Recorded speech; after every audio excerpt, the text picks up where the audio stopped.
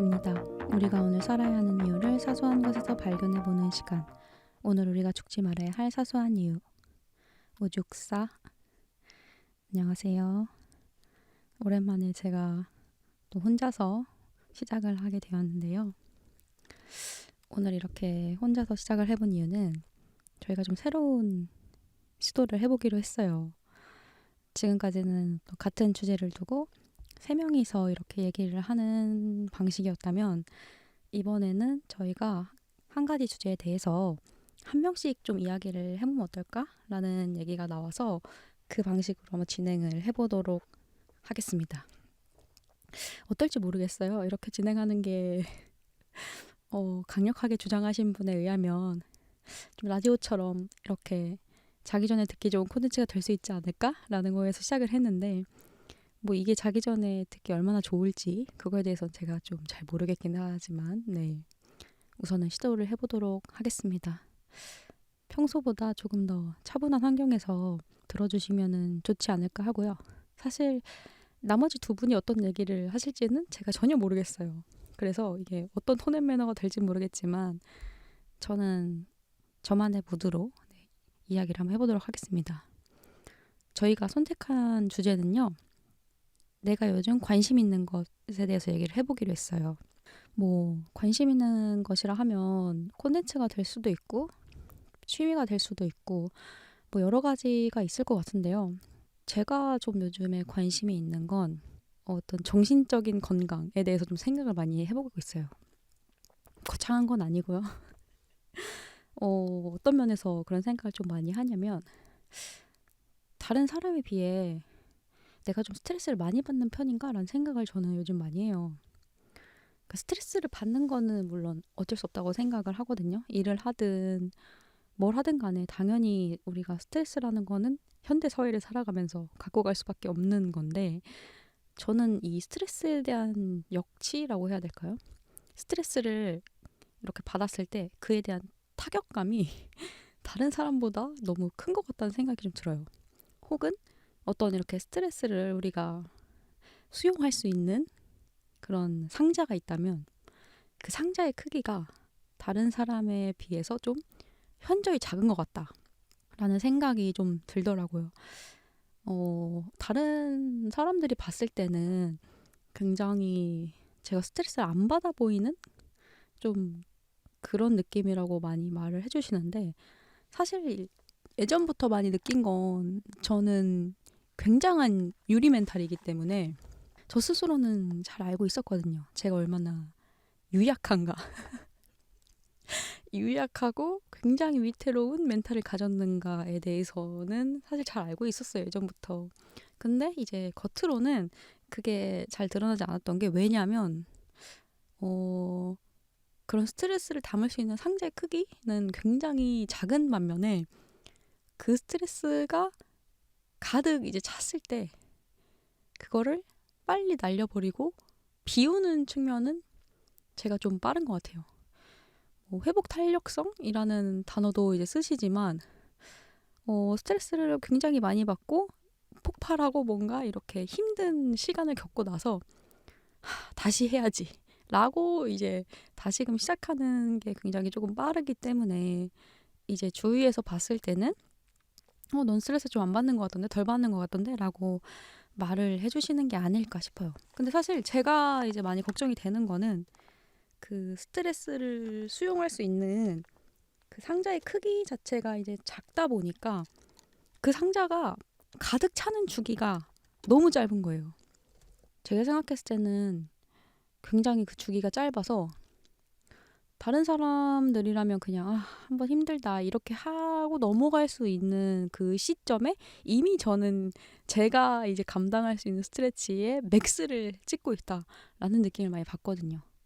근데 그렇게 스트레스가 굉장히 찼을 때 제가 왜 그걸 많이 두려워하냐면 다른 분들이 어떠실지는 모르겠어요. 내가 진짜 스트레스 한계치까지 왔을 때 어떤 행동을 하냐는 다 다를 수 있는데 저는 좀 신체적인 징후들로 좀 많이 그게 오는 것 같아요. 뭔가 그런 불안한 증상같이 엄청 두근거리는 그 증상이 될 수도 있고 혹은 그런 경험을 해보셨는지 모르겠는데 사람이 이제 너무 불안하고 뭔가 심장이 빨리 뛰고 이런 증세가 심해지면 뭔가 심장이 조이는 것 같아서 잠을 잘 수가 없게 돼요. 자려고 누우면 너무 몸이 긴장 상태가 된다고 하나? 그런 상태에 처해서 천장을 바라보면서 이 증세가 빨리 완화되길 바라는 그런 마음을 갖고 있을 수밖에 없는데 그런 상태에 처하기 때문에 이제 어떤 증상들이 저한테 막 오는지를 제가 알다 보니까 그 맥스치를 찍도록 하기가 너무 싫은 거예요. 그래서 이제 평소에는 제가 그거를 최대치까지 가지 않으려는 노력을 굉장히 많이 하는 편이에요. 운동도 그거에 뭐 한 요소가 될 수는 있겠죠. 운동을 하면 스트레스가 해소되는 면이 뭐 없지 않아 있으니까. 가급적이면 저는 굉장히 제 평소의 삶을 좀 심플하게 가져가려고 하는 편이에요. 그래서 예를 들면은 좀 출근과 퇴근 시간을 가급적이면 지키고 퇴근이 끝나면 운동을 하고 뭐 강아지 산책을 하고 이런 루틴들에 변화가 없이 내가 원래 하던 생활을 계속 이어가는 거에 굉장히 제가 노력을 많이 쏟거든요. 왜냐하면 그 루틴이 깨졌다는 것, 어떤 변동이 생긴다는 거는 거기에서 오는 이제 스트레스가 늘어나고 있다라는 것과도 같기 때문에 그런 측면에서 관리를 좀 열심히 하는데 요즘은 또다시 그게 좀 잘 안 되는 것 같다. 이게 사람이 아무리 루틴을 지키려고 해도 사회생활을 하는 사람인 이상 그게 항상 1년 365일 같을 수는 없잖아요. 그렇기 때문에 이제 조금씩 이제 변동되는 상황들이 있는 건데 그런 것들이 조금씩 이제 쌓이면서 점점 맥스치를 향해 가고 있다. 네, 그래서 요즘 그런 고민이 좀 많이 듭니다. 이 나의 스트레스 상자에 크기를 키울 수도 없을 텐데 그건 불가능하잖아요. 그럼 이걸 어떻게 관리를 해야 될까? 네, 그런 걸 좀 많이 요즘 생각하다 보니까 네, 첫 번째로는 이 나의 스트레스 상자에 대해서 생각을 굉장히 많이 하고 두 번째로 생각하는 거는 사람들의 시선에 대해서 좀 많이 생각을 하게 돼요. 그러니까 내가 살면서 이 주변 사람들의 시선에 얼마나 많은 신경을 쓰고 있는가 그거에 대해서 요즘 좀 많이 관심을 기울이게 됐는데 뭐 직접적인 계기는 글쎄요 다이어트도 큰 측면이었던 것 같아요. 제가 뭐 물론 원해서 하는 거고 늘 해왔었던 거기 때문에 마치 관성처럼 다이어트를 하고 있는데 하면서도 저는 왜 내가 다이어트를 할까 굉장히 깊게 생각을 해보면 거기엔 분명히 다른 사람에게 보여지는 나가 있는 것 같아요. 그래서 다른 사람에게 보여지는 나를 더 가꾸고 싶고 뭔가 더 예쁘게 하고 싶은. 근데 뭐 이게 이 자체가 전 나쁜 건 아니라고 생각하거든요. 당연히 우리가 삶을 살면서 다른 사람과의 관계도 중요한 거고 다른 사람의 시선을 아예 차단하고 살 수는 없잖아요. 건강한 관계를 맺으면서 살고 이런 건 굉장히 중요한 건데 이제 그 과정에서 다른 사람들이 그렇게 크게 신경 쓰지 않을 만한 부분에 대해 내가 너무 신경 쓰는 것이 아닌가. 네, 그런 생각을 하게 된 거예요. 제가 뭐 살이 더 찌든 빠지든 사실 뭐 다른 사람이 저를 대하는 특히 사회적인 관계에 있어서는 크게 뭐 그 시선이 변하지 않을 거라는 생각은 하거든요. 근데 나는 도대체 뭐에 이렇게 많이 신경을 쓰고 있는 건가 그런 생각이 굉장히 많이 들어요. 특히 어떤 외모적인 측면에서 이거는 다른 분들도 많이 공감을 하실 것 같은데 뭐랄까요? 두 개의 마음이 동시에 드는 것 같아요. 다른 사람이 내 외모가 변한다 그래서 날 대하는 거는 크게 뭐 달라지지 않을 거야. 이라는 마음과 또 하나의 마음은 그럼에도 불구하고 그것에 영향을 주지 않을지언정 그 사람들에게 더 나은 모습으로 비춰졌으면 하는 뭔가 두 개의 마음이 동시에 있는 것 같다고 할까요? 근데 이제 지금 시점이 되기 전에 더 어렸을 때는 사실 저는 제가 그렇게 사람들의 시선을 많이 신경 쓰고 살지 않는다고 생각을 했어요. 제 만약 의지대로 살고 제가 원하는 대로 살고 나는 정말 독립적인 어떤 존재로 살고 있다. 근데 지금 와서 돌이켜 보면은 누구보다도 많이 그런 신경 썼던 거 아닌가 싶어요. 뭐 비단 다이어트뿐만이 아니라 어떤 꾸미고 옷을 사고 화장을 하고 이 모든 측면에서 어, 내 만족적인 측면도 물론 있었겠지만 그 안에는 굉장히 큰 비중으로 다른 사람들의 시선에 대한 어떤 나의 의식 그런 것들이 많이 들어 있었던 것 같다. 돌이켜 생각을 해보면. 그래서 앞으로의 나는 그럼 어떻게 살아야 될까라는 생각을 되게 많이 해요.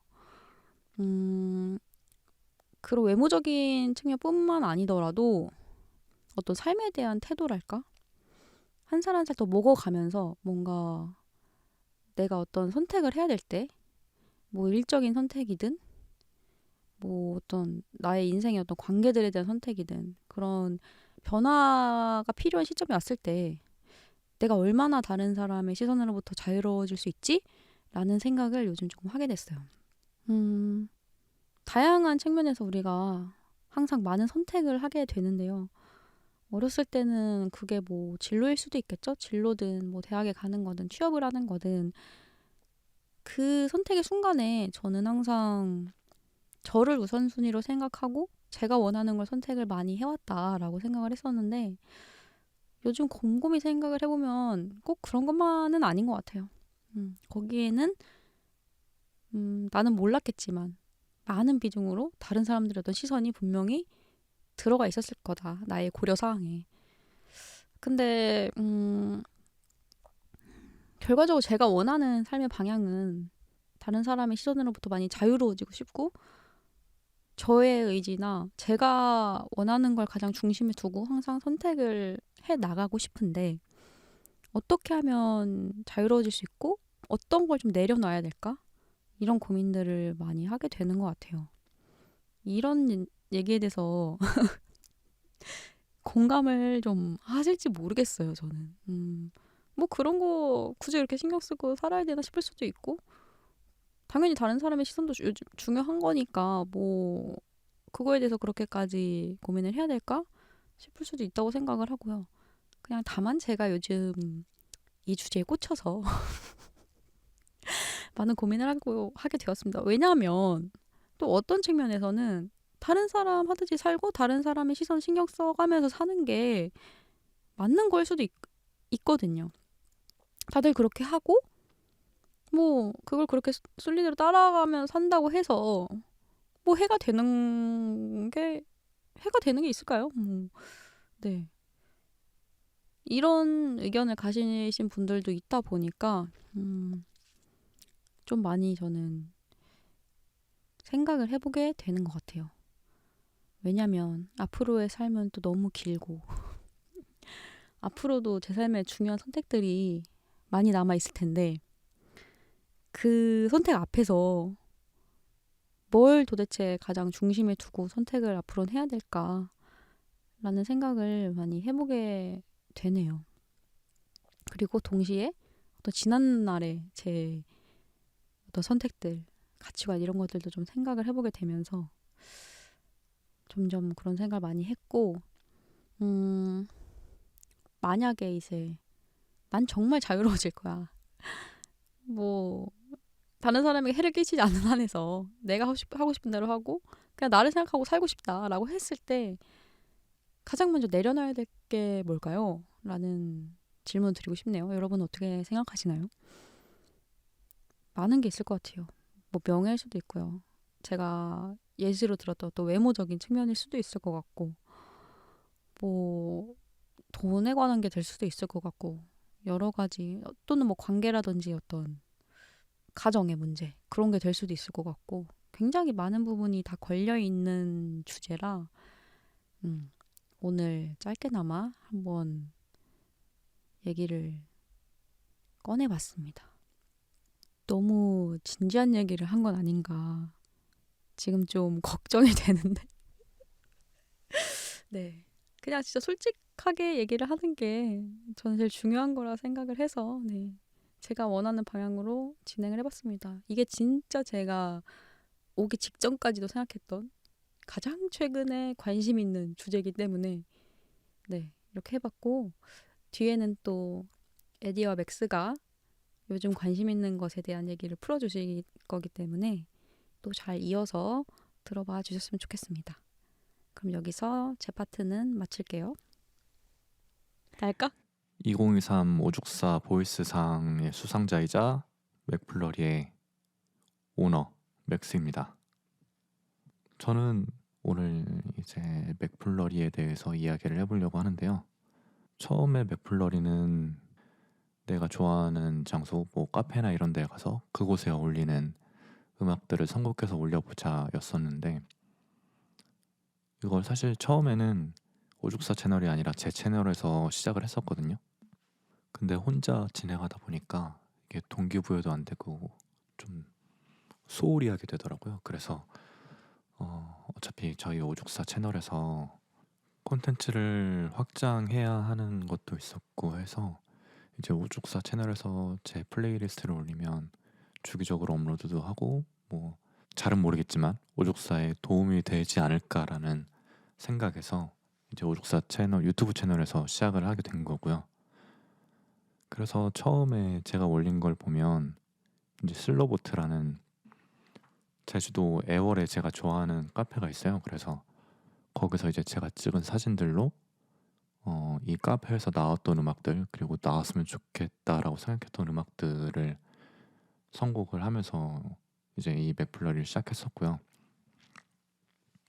근데 처음에는 제가 외국곡 위주로 많이 선곡을 하다 보니까 저작권에서 많이 걸렸어요. 그래서 좀 업로드를 잘 안 하게 됐었고, 그 저작권 푸는 방법을 잘 모르겠더라고요. 어떤 음악이 걸리고 어떤 음악은 괜찮은지 기준을 잘 몰라서, 그래서 조금 소홀히 하게 됐었고, 그러다가 한국 곡은 저작권에서 조금 자유롭다는 걸 알게 됐어요. 그래서 그 뒤로는 아예 컨셉을 잡고 이제 자주 올리려고 노력을 했었고요.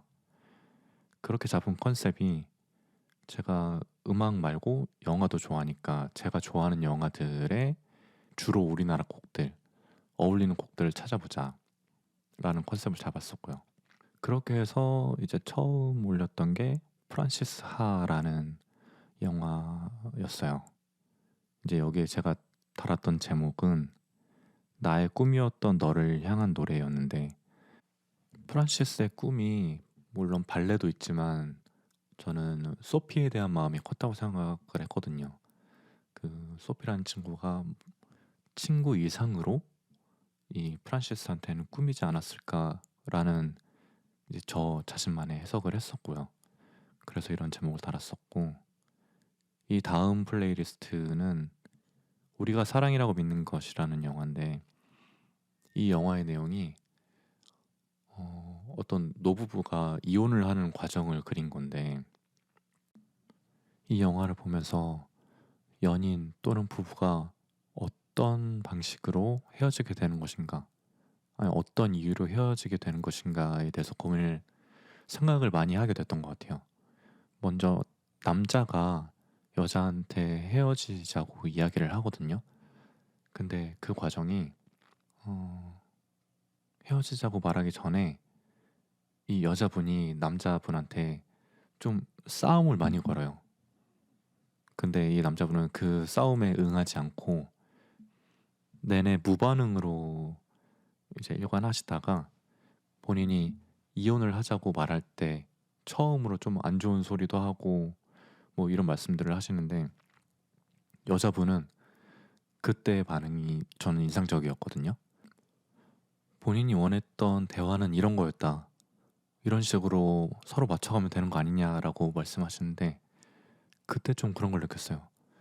아, 그래, 그 연인 사이에 내가 상대방한테 맞춘다고는 하지만 그런 것들이 옳은 방법은 아닐 수도 있겠구나.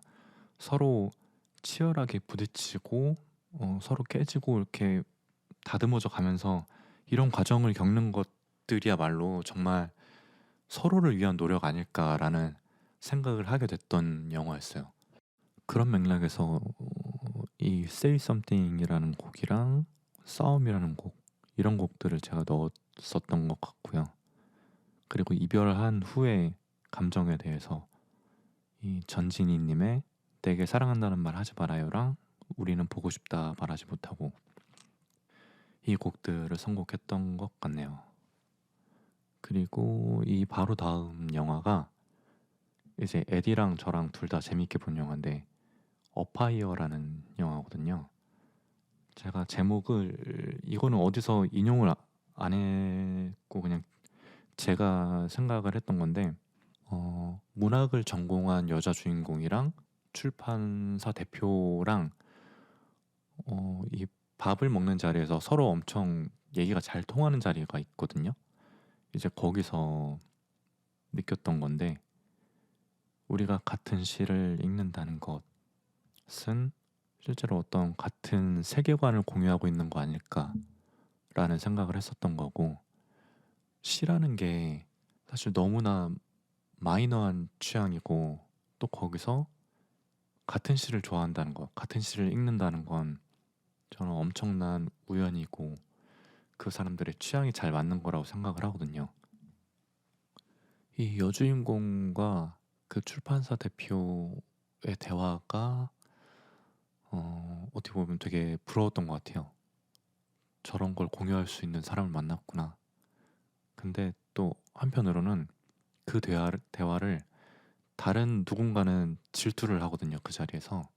그런 모습이 저는 엄청 그 흔히 말하는 청춘으로 느꼈고 그런 좀 순수하고 풋풋한 마음들을 어떤 음악으로 표현해 볼까 생각을 했었는데 옛날 올드 케이팝들 중에서 특히 80년대 곡들 보면 저는 그런 느낌 많이 받거든요. 좀 순수하고 직선적이고 노골적인 표현들이 많다고 생각을 해서 그때 음악들을 골라봤어요. 근데 이 어파이어라는 스틸 컷들에 너무 잘 어울리는 거예요. 그래서 저는 이 플레이리스트와 이 사진들의 그 조화라고 해야 되나? 거기에 좀 애정이 있는 상태입니다. 네, 그리고 그 다음에 이터널 선샤인이라는 영화인데 제가 미용실에서 머리를 하면서 이때 아마 탈색을 했던 것 같은데 탈색을 하면서 그 이터널 선샤인과 관련된 잡지를 봤어요. 프리즘 오브라는 영화 잡지인데 거기에 그런 말이 나오거든요. 제목이 갖는 의미의 나머지 절반은 이 모든 너절한 사랑의 모습도 영원한 햇살이 될 수 있다는 것이다. 우리는 매번 다른 사람과 같은 사랑을 하는 만큼이나 같은 사람과 다른 사랑을 한다. 우리 역시 매일 다른 모습으로 다른 햇빛을 맞이한다. 영원은 불변의 동의어가 아니다. 엘로이자의 지고지순한 사랑이 조엘과 클레멘타인과 병치될 수 있는 이유이다. 티 없는 마음에 깃드는 영원한 햇살은 매일 다른 빛깔을 띈다. 그렇게 영화의 제목 이터널 선샤인은 유효하다. 이, 이 글이 너무 좋아서 어떻게 보면 영화보다 이 글에서 시작된 플레이리스트 같아요. 이 글을 보고 다시 영화를 봤고 영화를 보고 또 이 문장이 너무 좋아서 이걸 주제로 플레이리스트를 짜게 된 거고요. 이 영화부터는 제가 좀 노래들을 공부하는 마음으로 보기 시작했던 것 같아요. 그 전까지는 이미 내가 알고 있던 음악들을 소개하는 수준이었다면 여기서부터는 좀 내가 새로운 음악들을 알아가는 방법 중에 하나로 플레이리스트를 썼던 것 같고 그래서 제가 새로 알게 된 음악들이 여기부터는 많이 등장하게 됐어요. 그리고 다음 영화는 사랑할 땐 누구나 취하게 된다. 저는 이 영화를 보고 사실 노르웨이를 갔다 온 건데 이 플레이리스트에는 다른 제목은 좀 붙이기 어렵더라고요. 뭔가 그냥 이 영화 제목 자체가 그냥 메시지가 돼버린 것 같아서 다른 제목을 붙이기 어려웠었고 그래서 붙이지 않았고 그리고 이때부터 영상의 본문에 제가 시를 인용하기 시작한 것 같아요. 그 에디가 여러 번 얘기하는 도대체 무슨 소린지 모르겠다라고 했던 시인데 올겨울 눈과 나비가 뒤섞여 내리겠다. 사실 저도 뭔 소린지 하나도 모르겠는데 그냥 시를 읽을 때 저는 약간 그 음악을 들을 때랑 비슷한 것 같아요. 음악 들을 때 이 음악이 내가 좋긴 한데 내가 왜 좋은지 도대체 어느 요소가 나를 감동하게 하는지를 잘 모르잖아요. 전 시도 마찬가지라고 생각을 하거든요. 시도 그냥 음악처럼 딱 봤을 때 느낌인 것 같아요. 그 첫인상? 뭐 그때 내가 이 시에서 꽂히는 단어가 있을 수도 있고 문장이 있을 수도 있고 그걸 그냥 느끼는 거라고 생각을 하거든요.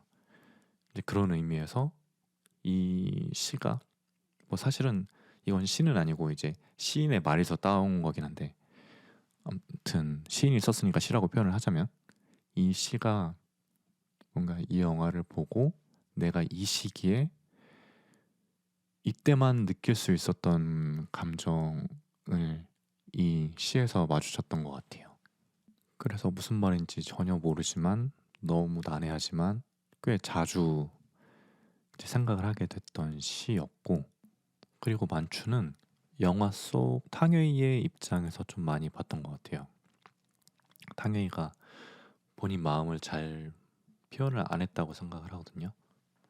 그 포크신 괜히 아무것도 아닌 장면에서 이제 화를 내는 것도 그런 맥락이라고 생각을 하는데 마음을 표현하지 않다 보니까 엉뚱한 데서 화를 내게 되고 또 그때 이제 모든 감정을 다 쏟아내게 되는 것 같더라고요. 그래서 제가 생각했던 제목도 이걸 내 마음이라고 하자라는 황인찬 시인의 시집 제목이고, 본문에 썼던 걸 읽어보자면 눈을 뜨면 익숙한 천장, 눈을 뜨면 혼자 가는 먼 집, 눈을 뜨면 영원히 반복되는 꿈속에 갇힌 사람의 꿈을 꾸고 있었고, 그러나 어디에도 마음 둘 곳이 없군. 애당초 마음도 없지만 눈을 뜨니 토끼풀 하나가 자신이 토끼인 줄 알고 머리를 긁고 있었네. 좋아, 이걸 내 마음이라고 하자. 이건데 음악도 좀 그 탕웨이의 입장에서 많이 선곡을 했었던 것 같아요. 사실 다른 플레이리스트들은 좀 뭐 남자 주인공 입장에서 선곡을 절반 한다면 여자 주인공 입장에서 또 절반하고 이런 식이었는데 만추는 대부분 탕웨이의 입장이었던 것 같네요. 그리고 이 탕웨이 배우의 매력 덕분인지 이 플레이리스트의 조회수가 굉장히 잘 나왔어요. 그 뭐 다른 플레이리스트들은 잘 나오면 뭐 1000회 정도인데 이 플레이리스트는 8000회가 넘었고, 그래서 저희 유튜브 채널에 뭐 많지 않은 구독자지만 좀 큰 도움을 줬던 콘텐츠네요. 그리고 라이스보이 슬립스, 사실 저는 이 영화는 음악을 선곡하고 싶어서 이 영화를 선택했다기보다는 이 한강 작가님의 시랑 너무 잘 어울리는 영화였어요. 한강 작가님의 그 효에게라는 시인데 좀 읽어보자면, 바다가 나한테 오지 않았어. 겁먹은 얼굴로 아이가 말했다. 밀려오길래, 먼 데서부터 밀려오길래 우리 몸을 지나 계속 차오르기만 할 줄 알았나 보다. 괜찮아. 아직 바다는 오지 않으니까. 우리를 쓸어가기 전까지 우린 이렇게 나란히 서 있을 테니까. 흰 돌과 조개 껍데기를 더 주울 테니까. 파도에 젖은 신발을 말릴 테니까. 까끌거리는 모래를 털며 때로는 주저앉아 더러운 손으로 눈을 훔치기도 하며, 라는 시인데, 이 시를 읽으면서 한강 작가가 어떤 엄마인지 너무 잘 느꼈었거든요. 아이한테 어떤 마음을 주고 싶고 어떤 가르침을 주고 싶고. 근데 이 영화 라이스보이 슬립스도 이제 이국에서 혼자 아이를 키우는 엄마의 입장을 다룬 영화였었어요. 그래서 한강 작가의 시를 소개하기 위해 이 영화를 다뤘었던 것 같아요. 그 다음에 넷플릭스 드라마 퍼스트 러브 하츠코인데 어, 이 플레이리스트가 제일 길었던 것 같아요. 그러니까 제가 다른 건 영화지만 2시간 안팎의 영화지만 이건 드라마다 보니까 아무래도 제가 더 몰입을 했던 것 같고, 그래서 좀 선곡하고 싶던 음악이 많았던 것 같아요. 여기서는 뭐 다른 영화들이랑 다르게 좀 그 주인공들의 슬픈 이야기가 아니라 좀 사랑에 집중하고 싶었던 게 있어서 그래서 본문에 쓴 시도 제가 좋아하는 김소연 시인의 다른 이야기라는 시를 골랐었는데 이걸 읽어보자면 처음 만났던 날에 대해 너는 매일매일 이야기를 들려주었다. 우리가 어떤 용기를 내어 서로 손을 잡았는지 손을 꼭 잡고 혹한의 공원에 앉아 밤을 지샜는지 나는 다소곳이 그 이야기를 들었다. 우리가 우리를 되뇌고 되뇌며 그때의 표정이 되어서 나는 언제고 듣고 또 들었다. 곰을 무서워하면서도 곰인형을 안고 좋아했듯이 그 얘기가 좋았다. 그 얘기를 하는 그 표정이 좋았다. 그 얘기가 조금씩 달라지는 게 좋았다. 그날의 이야기에 그날이 감금되는 게 좋았다. 그날을 여기에 데려다 놓느라 오늘이 한없이 보류되고 내일이 한없이 도래하지 않는 게 너무나도 좋았다. 처음 만났던 날이 그리하여 우리로부터 점점 더 멀어지는 게 좋았다. 처음 만났던 날로부터 그렇게나 멀리 떠나가는 게 좋았다. 귀여운 병아리들이 무서운 닭이 되어 제멋대로 마당을 뛰어다니다 도살되는 것처럼 그날의 우리를 우리라고 부를 때마다 우리가 없어져 버리는 게 좋았다. 먹다 남은 케이크처럼 바글대는 불개미처럼 그날의 이야기가 처음 만났던 날을 깨끗하게 먹어치우는 게 좋았다. 처음 만났던 날이 아직도 혹한의 공원에 앉아 떨고 있을 것이 좋았다. 우리가 그곳에서 손을 꼭 잡은 채로 영원히 사과할 것이 좋았다.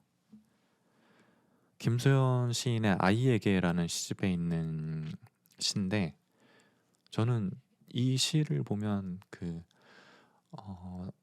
처음 사랑을 시작하는 그 커플의 모습이 잘 그려져서 너무 좋고 그래서 이 드라마의 플레이리스트에 본문에 쓰고 싶었어요. 그리고 한동안 올리지 않다가 이제 올라왔던 콘텐츠가 헤어질 결심인데 이병률 시인의 시집 제목이랑 너무 잘 어울렸던 것 같아요. 그래서 제가 선택했던 제목이 이별이 오늘 만나자고 한다. 이게 이병률 시인의 시집 제목이고 그리고 본문은 이병률 시인의 슬픔이라는 구석이라는 시인데 20줄의 문장으로는 영 모자랐던 몇 번의 내 전생 이 생에서는 실컷 슬픔을 상대하고 단 한 줄로 요약해보자 싶어 시인이 되었건만 상대는커녕 밀려드는 것을 막지 못해 매번 당하고 마는 슬픔들은 무슨 재주로 어떻게 요약할 수 있을까? 슬픔이 오늘 만나자고 한다. 만추 때와 비슷하게 이 본문의 내용도 그렇고 음악들도 그렇고 결국엔 또 탕웨이 배우의 입장에 많이 집중을 했던 것 같고요. 그런 식으로 해서 나왔던 플레이리스트였고 그리고 그 뒤로는 비교적 최근에 올린 것들인데 좀 최근에 열심히 올렸거든요. 일 말고 그러니까 오죽사가 아니라 실제 본업 말고 좀 어딘가에 집중을 하고 싶다는 마음이 생겼어요. 그래서 요새는 한 3일 한 번씩 올리고 있는 것 같고 그렇게 다시 시작 열심히 하게 된 게 사랑도 통역이 되나요? 뭐 꽃다발 같은 사랑을 했다. 8월의 크리스마스 그리고 어제 올린 파이란이 있는데 우선 파이란부터 얘기해 보자면 유퀴즈에 최민식 배우가 나온 걸 봤는데 거기서 파이란 얘기가 나오더라고요. 그래서 오랜만에 생각난 김에 파이란을 한번 봐보자 하고 봤는데 제가 이걸 처음 본 건 그렇게 오래되지 않았거든요. 그런데도 다시 보는데 완전 새로운 영화처럼 느껴지더라고요. 이 영화는 그 너무 외로운 두 사람의 이야기고 그중 한 사람이 다른 한 사람, 본 적도 없는 사람을 사랑하고 하지만 먼저 떠나고 그리고 남아있는 사람이 그 사랑을 느끼고 좀 새로운 삶을 살게 된다로 생각을 했거든요, 저는. 그래서 그걸 표현하기 위해서 처음 두 컷, 최민식 배우의 사진과 그 다음 컷, 그 여자 배우 파이란 역할의 배우의 사진은 흑백으로 하고, 그 마지막 컷을 최민식 배우 사진을 컬러로 넣었거든요. 그게 저는 최민식 배우가 파이란이 죽고 나서 좀 세상을 다르게 보게 됐다를 표현하고 싶었던 거고, 그런 의미에서 제목을 사랑은 살려달라고 하는 일 아니겠나로 정했어요. 본문에는 제가 이번에 시를 쓰지 않고 그 파이란이 최민식 배우 그 강제라는 역한테 이제 죽기 전에 마지막으로 쓴 편지가 있었는데 그걸 그대로 받아 적었거든요. 이 영화는 제가 최근에 본 영화 중에 가장 여운이 있었던 영화라서 이제 다른 분들도 한번 보셨으면 좋겠고, 이전에 8월의 크리스마스는 왠지 모르게 다시 보지도 않았는데 그냥 좀 생각이 나더라고요. 그래서 여기는 그 8월의 크리스마스 시대에 맞게 좀 옛날 음악들을 선곡을 했는데, 에디가 그런 질문을 했어요. 옛날 노래들이 많던데 취향이 올드하신가요? 라고 질문을 했는데 뭐 맞는 것 같아요. 취향이 올드하기도 하고, 그리고 전 특히 그 빛과 소금 음악을 너무 좋아하거든요. 그래서 언젠가 한 번은 빛과 소금 음악만 넣는 플레이리스트를 만들까 생각 중에 있습니다. 그리고 마지막으로 꽃다발 같은 사랑을 했다라는 일본 영화. 이 영화의 여자 주인공의 그 이미지를 되게 좋아하거든요. 넷플릭스 영화 치히로상의 주인공이기도 한데, 치히로상 작년 이맘때쯤에 봤는데 그때도 그런 생각을 했어요. 아, 정말 너무 무해한 사람이고 모두에게 좋은 사람인 것 같다라는 느낌을 받았고, 그 배우가 완전 그 사랑 이야기를 하는 영화가 있어서 이거는 꼭 봐야겠다고 생각을 했었고, 그래서 봤는데 실제로 그런 감정 오랜만에 느꼈어요. 그 뭔가 20대 초반에 좀 풋풋한 연애? 그걸 보면서 좀 설레기도 하고 그랬던 영화인데, 영화를 다 보고 마지막에 엔딩 크레딧이 올라갈 때 이제 알게 됐는데 사카모토 류지라는 각본가더라고요. 그 이 각본가를 제가 왜 언급하냐면, 저희 오죽사에서도 한번 다뤘었는데 고레다 히로카즈 감독의 괴물의 각본을 쓰신 분이고, 그 괴물과는 다른 톤이지만 어쨌든 되게 다양한 작품, 뭐 다양한 톤의 작품들을 다 잘 쓰시는 분이구나라고 느꼈었고, 그래서 저는 이제 이 각본가의 다른 영화도 더 찾아보게 됐고요. 근데 이 플레이리스트에서 재밌는 건 제가 이 녹음을 시작하기 직전에 댓글이 하나 달렸더라고요. 그 장범준의 사랑이란 말이 어울리는 사람을 제가 넣었는데, 저희 팟캐스트 구독자이신가 봐요. 그 에디가 이 음악을 듣고 어디죠? 담양? 아무튼 전라도, 거기서 메탈세카 이야기를 해서 눈물을 흘렸다는 얘기를 팟캐스트에서 한 적이 있는데, 이분이 그 사랑이란 말이 어울리는 사람 타임라인을 태그하시면서 에디 울어요? 라고 달아주셨네요. 사실 선곡하면서도 이걸 좀 의도하긴 했는데 그 이분은 기가 막히게 이걸 캐치를 하시고 댓글을 다셨네요. 플레이리스트에 대한 얘기는 다 한 것 같아서 이제 에디가 한 질문에 답을 해보자면, 영상은 이제 왜 안 하시나요? 라고 했는데 그때 좀 초반이었죠. 그 우리가 사랑이라고 믿는 것에서 제가 영화의 한 장면을 따서 맨 앞에 인트로로 넣었었는데, 뭐 그렇게까지 해야 되나 싶어요. 뭐 어차피 음악 들으려고 하는 건데. 그래서 그 뒤로는 안 하고 있고, 그리고 영화가 다 예술병 영화던데 싱글인 서울 같이 좋은 영화로도 만들 생각 있으신지. 에디는 싱글인 서울 되게 좋아하더라고요. 오늘 방송에서도 얘기를 했는데 작년에 가장 좋은 영화가 싱글인 서울이라고 했던 것 같고, 근데 저는 일단 싱글인 서울은 할 생각이 없습니다. 네, 전혀 없고요. 그냥 에디 하고 싶으면 에디가 직접 하셨으면 좋겠고, 이렇게 맥플러리 얘기는 마무리하려고 하고요. 어쩌다 보니까 25분이나 하게 됐는데, 여기까지 들어주신 분들한테 정말 진심으로 너무 감사하다는 말씀 전하고 싶습니다. 너무 감사하고요. 앞으로도 저희 오죽사 그리고 맥플러리 많이 들어주세요. 네, 감사합니다. 날까? 편안한 밤 보내고 계신가요? 에디의 음악 앨범. 안녕하세요, 에디입니다. 여기서 이제 시그널까지 들어가야 완벽한데요. 넣고 싶지만 나중에 두 분이 이 방송을 듣고 얼마나 꼴사나워할지 알기 때문에 안녕하세요. 오늘 좀 특별하게 녹음하고 있는데요. 저는 지금 집이에요. 집에서 마이크 연결해가지고 방송 녹음하고 있는데 정말 어색합니다. 원래 저희는 이제 메카디가 모여가지고 대화하고 서로 놀리고 뭐 그게 맞냐 뭐 이런 거 아니겠냐 이런 얘기를 하는 방송인데 갑자기 왜 이렇게 따로 떨어져가지고 녹음을 하냐 궁금하실 텐데요. 제가 원래는 라디오 방송을 좀 해보자고 했어요. 앞에 제가 했던 것처럼 새로운 시그널, 새로운 인트로, 형식도 좀 나눠가지고 사연도 받는 코너도 있고 사연에 선정되거나 퀴즈를 맞추면 저희가 선물도 한번 드려보는 그런 방송을 한번 해보는 거 어떻겠냐 주장을 했거든요.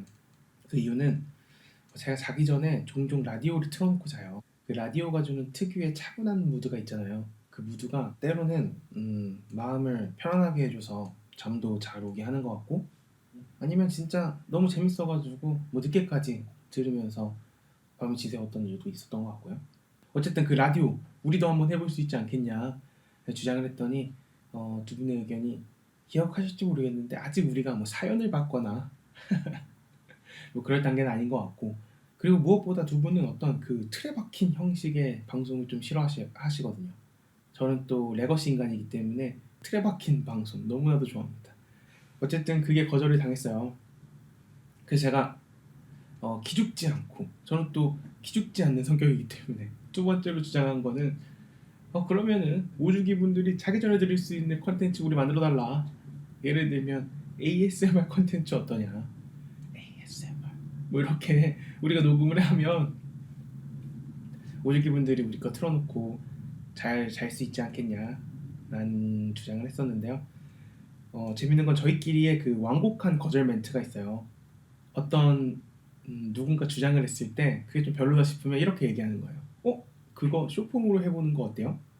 이게 무슨 뜻이냐면 같이 내가 참여해서 하기는 싫고 그거도 하고 싶으면 너가 직접 쇼폼으로 만들어서 올려라. 그러니까 채널을 사용하는 것까지는 허락해 주겠는데 내가 그 컨텐츠에 참여하는 거는 나는 잘 모르겠다라는 뜻이거든요. 그래서 제가 ASMR 컨텐츠를 주장했을 때 두 분이 누가 먼저랄 거 없이 쇼폼으로 해보는 거 어때요? 라고 얘기했던 기억이 있습니다. 어쨌든 그렇게 라디오 컨텐츠와 ASMR 컨텐츠가 거절을 당했는데요. 그래서 좀 절충안을 찾은 게 이렇게 개인 방송 형식으로 각자가 요즘 관심 있는 것들에 대해서 이야기를 해보자. 그래서 지금 녹음을 하고 있는 거고요. 막상 이제 녹음을 하려고 보니까 무슨 얘기를 해야 될지 모르겠더라고요. 그래서 녹음을 미루다가 데드라인 하루 전에 이렇게 녹음을 하고 있습니다. 우리 제2의 화신 카야는 이미 2주 전에 녹음을 먼저 했고요. 저랑 맥스가 지금 녹음을 하고 있는데요. 아마 맥스도 지금 자기 집에서 열심히 녹음을 하고 있지 않을까 생각이 듭니다. 그래서 주제가 요즘 관심사, 어떤 얘기를 좀 해볼까 고민 많이 했는데요. 사실 음악 이야기를 좀 해보려고 해요. 예전에 취미편에서도 이야기했던 것 같은데요. 여전히 이 단어를 내뱉는 게 굉장히 민망하기는 하지만 저의 꾸준한 관심사는 작곡입니다. 작곡? 뭐 곡을 쓰는 거? 곡을 내 이야기를 곡으로 만드는 거? 뭐라고 표현할까요? 그게 뭐 작곡이잖아요. 근데 또 자기 반성을 하게 되는 게 뭐 작곡을 잘하고 싶어가지고 공부를 한다거나 뭐 그러고 있지는 않고 있어요. 되게 뭐 모순적이죠. 근데 그럼에도 불구하고 내가 왜 계속 뭐 기타를 들고 뭔가를 막 하려고 하지? 지금 경험했던 이 이야기들을 왜 내가 계속 뭐 남기려고 하지? 이런 것들이 좀 생각을 해봤는데 자기 표현의 수단으로 나 혼자 계속 이 음악을 하고 있는 것 같더라고요. 뭐 누구한테 뭐 보여주진 않고 있지만 그냥 계속 이렇게 남기고 있는 것 같아요. 계속 이야기를 해보자면 어린아이들은 자기가 경험한 것들이나 생각하는 것들이나 감정들을 그림으로 표현을 하잖아요. 근데 또 어린아이만 그렇게 표현을 하는 것 같지는 않더라고요. 이제는 뭐 제 주변에 조금 더 어리지 않은 분들만 있는데 그분들을 봐도 여전히 자기만의 방식으로 자기 표현을 하고 있더라고요. 예를 들어 누군가는 사진으로 자기 표현을 하고 있고요. 또 누군가는 글을 쓰기도 하고 누군가는 여전히 그림으로 또 자기 표현을 하고 있는 사람들도 있고요. 좋아하는 음악이나 영화에 대한 감상을 남김으로써 자기 표현을 한다거나요. 뭐 인스타 같은 데 특히 또 많이 하는 것 같고 그냥 자기 또 일기장 같은 데다가 많이 또 쓰시는 것 같더라고요. 그러니까 저는 정말 못하지만 저 스스로도 알아요. 제가 여기에 재능이 없다는 건 알아요. 그렇지만 꾸준하게 하고 있는 이유는 내가 경험한 사건이나 감정들을 노래로 표현하는 것들을 제가 좋아하더라고요. 어디에 뭐 전시하진 않지만 제가 지금까지 뭐 대부분의 미완성이지만 16곡을 만들었어요. 그거를 이제 가끔 심심할 때 가장 오래전에 만들었던 것부터 하나씩 이제 봐요. 가끔 이제 뭐 멜로디도 기억 안 날 때 있고요. 그럴 때는 이제 음성 메모장 뒤져가지고 막 기억을 더듬어서 막 코드를 짚어보면서 불러보기도 하는데요. 보니까 일기장 같더라고요. 지금 한번 그걸 한번 켜볼까요? 대학생 때 처음 만들었던 것 같은데요. 제목이 싫다요. 민망해. 이때 뭔가 짝사랑 중이었나봐요. 가사가 이래요.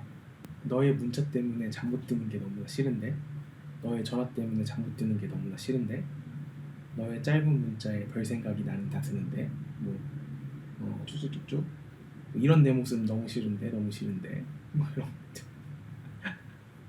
밤이 참 깊다 뭐 이런 거 한번 들려드릴까요?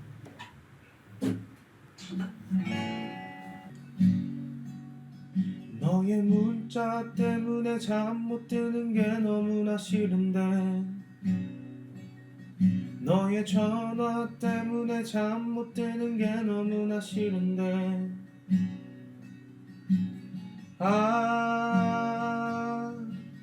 밤이 참 깊네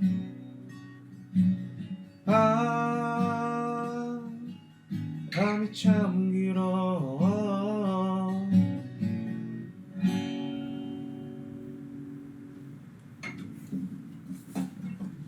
벌스 앞부분이랑 후렴 뒷부분만 이렇게 몰라 나도 지금 일단 뭐 느낌 가는 대로 막 하는데요. 나중에 올라갔을 때 맥스랑 이런 얘기 한 적 있어요.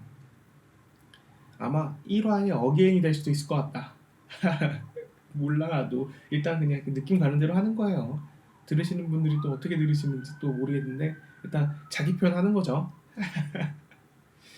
그래서 이때 당시에 처음으로 쓰는 곡인 것 같은데 가물가물해요. 사실 벌써 뭐 10년이 뭐야 10년이 더 됐으니까 어떤 사건이나 어떤 게 있었는지는 정확하게 기억은 안 나지만 이때 그 감정만큼은 조금 기억이 나는 것 같아요. 뭐 상대방도 사실 뭐 안 믿으시겠지만 기억도 잘 안 나고요. 누구를 대상으로 했는지도 기억은 잘 안 나는데 그 감정들은 조금 할 때마다 좀 기억에 남는 것 같아요. 이거 그래가지고 제가 이거 막 친구들 불러가지고 제가 기타 치고 노래하고 드럼도 녹음해서 베이스랑 일렉 구해가지고 음원으로 만들어 놓고 저희끼리 그냥 돌려 듣고 이랬던 기억도 있네요. 대학교 때. 그리고 또 취업 준비할 때 썼던 곡인 것 같아요. 제목이 주문을 건다. 이때 당시에 뭔가 이런 뭔가 무드가 유행이었던 것 같아. 막그 이적 하늘을 달리다 뭐 이런 거 있잖아요. 그래서 가사를 보면 미래에 대한 고민들로 오늘 밤도 밤을 지새워. 그래도 잘 될 거야. 잘 될 거야. 주문을 건다. 너무 민망해요. 뭐 그랬던 시절이 있었나 봐요. 그리고 뭐 취업을 했겠죠. 그리고 뭐 쭉쭉 넘어가 보다가 뭐 중간에 헤어지기도 했었던 것 같고. 아, 그리고 29, 30 때 제가 좀 힘들었던 것 같아요. 사실 저는 좀 안 좋은 기억들을 그러니까 빠르게 잊는 편이긴 하거든요. 그래서 그것들이 마음에 또 계속 남아있진 않아요. 근데 가끔 이제 이렇게 일기장을 펼쳐보면 아, 이때 좀 힘들었지라는 생각들이 문득문득 나오긴 해요. 뭐 이런 가사를 써서요. 이거는 제가 그때 피아노 학원을 처음 가가지고 체르니? 바이엘? 막 이런 거 하면서 코드 막 이렇게 아름아름 짚어보면서 너무 재밌어가지고 뭐 피아노 연습실에서 뭐 한번 해봤던 것 같은데 가사가 이래요. 30이면 다 끝날 줄 알았는데 늦은 방황이 계속된 고통이 오늘 하루도 편하지 않은 게 어제의 평범한 삶 때문인 걸까? 뭐 괜히 지나간 시간들을 후회하고 뒤쫓아봐도 잡히질 않네. 더 멀어지겠지. 아, 이거는 근데 멜로디랑 같이 들어야 돼. 기회가 되면 나중에 좀 들려드리도록 하겠습니다. 그래서 어쨌든 29, 30 때 되게 힘들었던 어두운 곡들을 좀 썼던 것 같고 근데 이렇게 계속 이렇게 하다 보니까 현타가 왔어요. 뭐 이쯤에서 좀 마무리를 급하게 하는 것도 급하게 하고 싶은 갑자기 생각이 좀 들었고요. 그리고 사과드립니다. 깜냥도 안 되는데 이런 특집 방송을 하자고 주장을 해가지고 들으시는 분들과 또 그리고 이거를 저와 같은 생각으로 만들었을 카이아와 맥스에게도 또 죄송한 마음이 또 드네요. 그래도 또 이렇게 너무 어두운 마음으로 마무리하기 좀 그러니까 최근에 썼던 밝은 곡으로 마무리를 좀 해볼까요? 얼마 전에 예능 보다가 이런 문장을 봤어요. 재채기와 사랑은 숨길 수 없다. 이 표현을 봤는데 굉장히 진부한 표현이잖아요. 근데 그때 그 표현을 들었을 때 좀 맞는 것 같다. 전쟁통에도 사랑은 피어난다고 하지 않나. 이런 생각들이 갑자기 들었어요. 그래가지고 만들었던 건데 되게 간단한 곡이라서 제목도 없는데 좀 들려볼게요.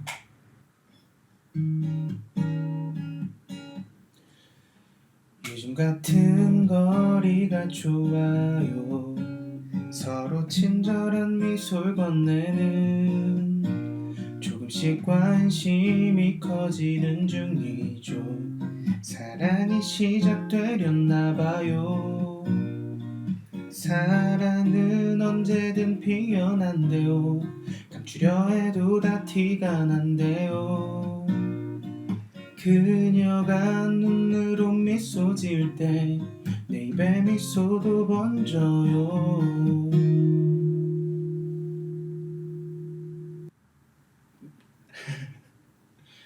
저는 재밌게 녹음한 것 같은데요. 어떻게 들으셨는지 모르겠어요. 아마 1화 어게인이 될 거라는 불안한 생각이 들면서 뭐 안 되면 뭐 비공개하던가 유료로 돌리던가 방법은 다양하니까요. 감사합니다. 지금까지 에디의 음악 앨범 에디였습니다.